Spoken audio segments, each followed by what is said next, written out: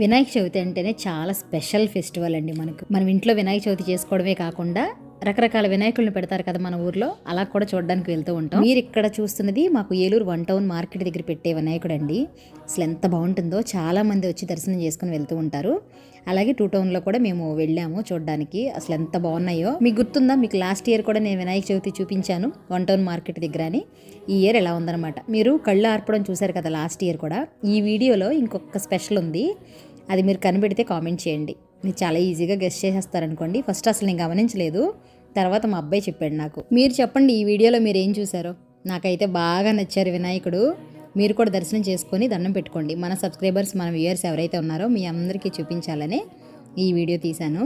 Next ఇంకొక వినాయకుడిని చూపిస్తాను ఈ వీడియోలో. అది మాకు 2 టౌన్లో పెట్టిన వినాయకుడు అనమాట. చాలామంది పెట్టారు, అన్నీ బాగున్నాయండి. మీరు ఎలా చేసుకున్నారు వినాయక చవితి? మీ ఊర్లో ఎలా సెలబ్రేట్ చేస్తున్నారు?